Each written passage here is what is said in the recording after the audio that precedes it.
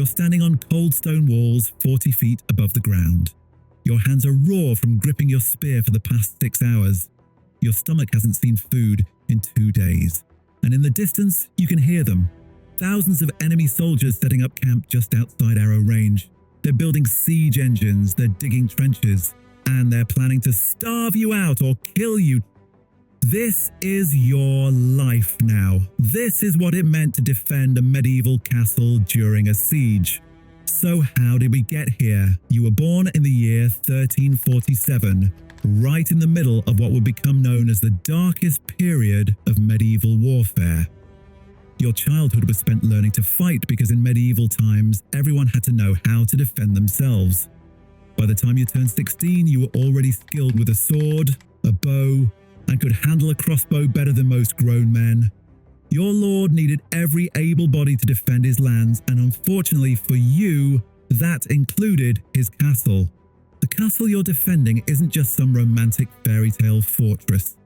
It's a brutal military machine designed for one purpose: to keep people out and keep you alive while doing it.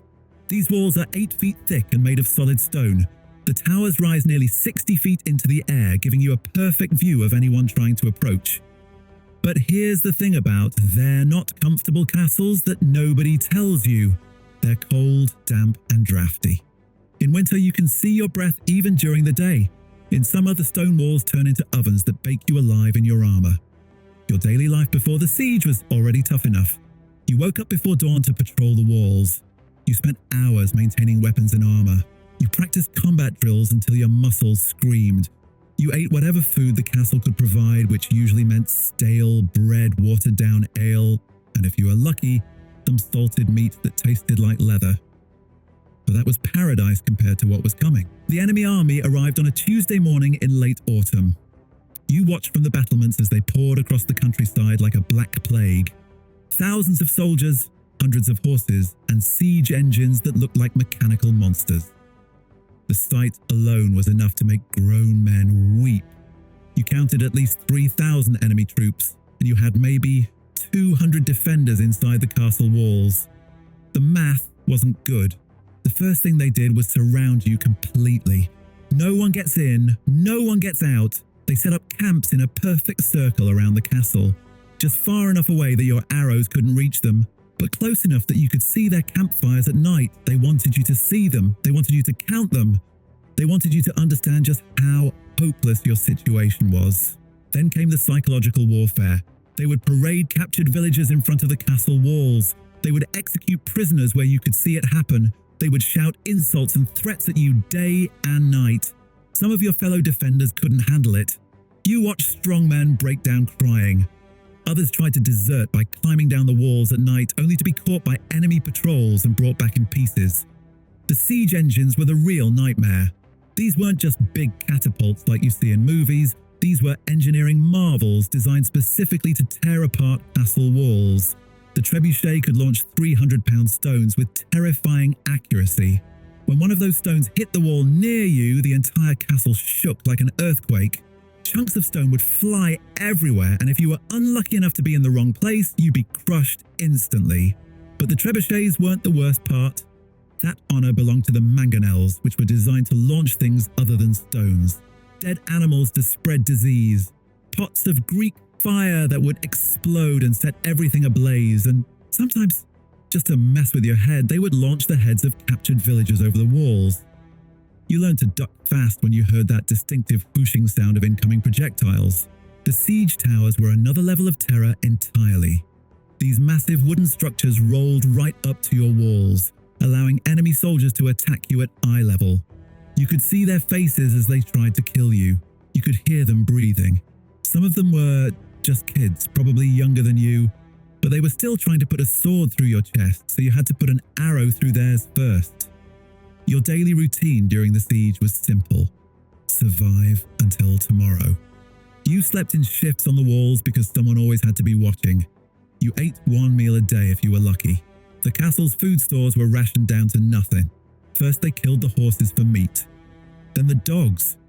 Eventually you were eating rats and anything else that moved. Water became more precious than gold because the enemy had cut off your supply lines. The worst part wasn't the hunger or the cold, or even the constant threat of death. It was the waiting. Sieges could last for months, sometimes over a year. Every day felt like a lifetime. You watched your friends die from starvation, disease, or enemy arrows. You watched the castle walls slowly crumble under constant bombardment, and you knew that eventually those walls would fail completely. But you couldn't give up. Surrender usually meant death anyway, often preceded by torture. Your only hope was that friendly forces would arrive to break the siege, or that winter would force the enemy to retreat. Until then, you had to hold the walls, no matter what hell they threw at you. Disease was your silent enemy, deadlier than any sword or arrow. With hundreds of people crammed into a small space, eating contaminated food and drinking questionable water, sickness spread like wildfire through the castle. First came the dysentery, turning your insides to liquid and leaving you weak as a newborn.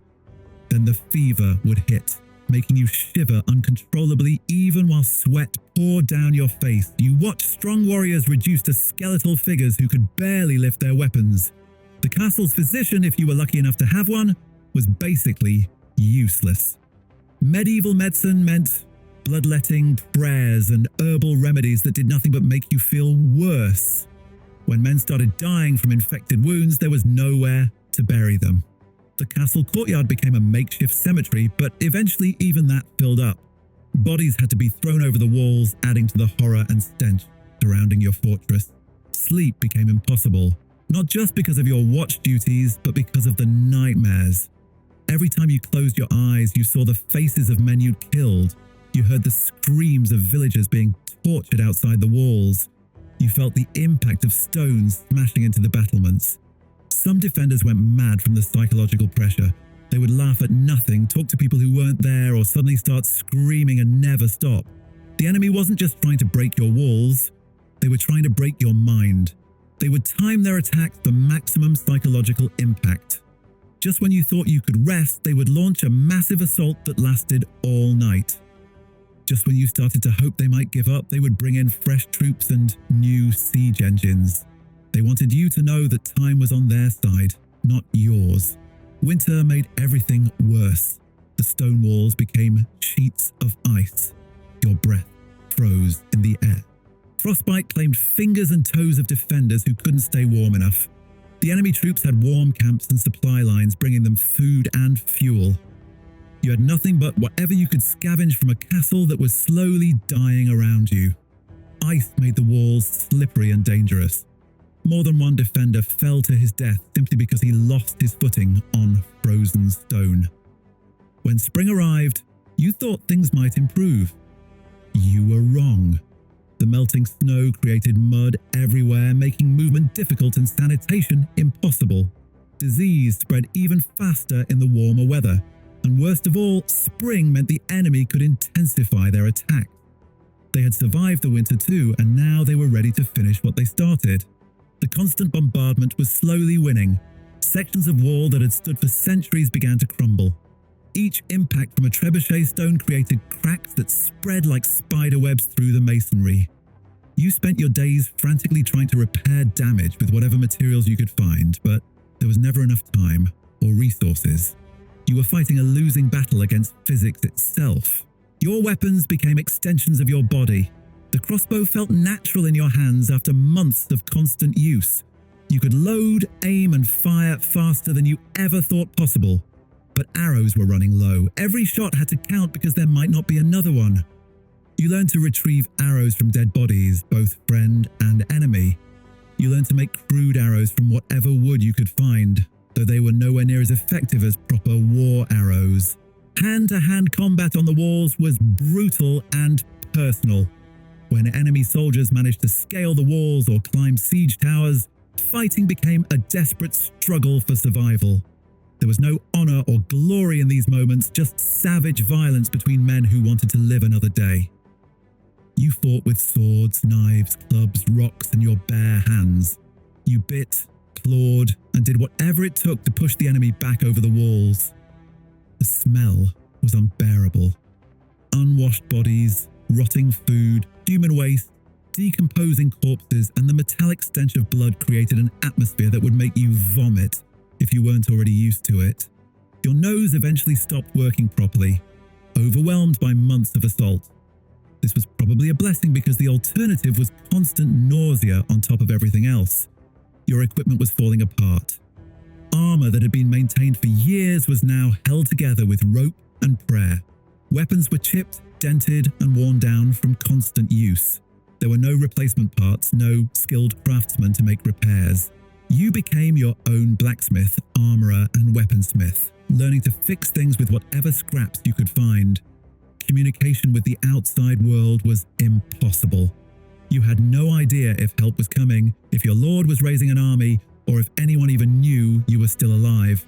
The isolation was crushing. For all you knew, the entire kingdom had fallen, and you were the last holdout against an enemy that had already won the war. This uncertainty ate at your sanity worse than hunger or cold. The children in the castle were the hardest part to watch. Noble families often brought their youngest members to the castle for protection, not knowing it would become their tomb. You watched kids grow thin and hollow-eyed from malnutrition. You heard them crying at night, asking when they could go home. Some didn't survive the siege.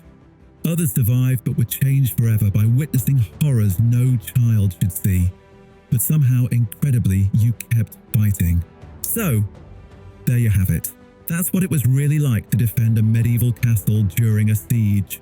Not the romanticized version you see in movies with brave knights and noble battles. The real thing was months of slow starvation, disease, terror, and watching people you cared about die in ways that would haunt you forever. You survived on raw determination and the knowledge that surrender meant certain death anyway. If you somehow lived through the siege, whether by relief forces arriving or the enemy finally giving up, you were never the same person who first stood on those walls. The nightmares followed you home.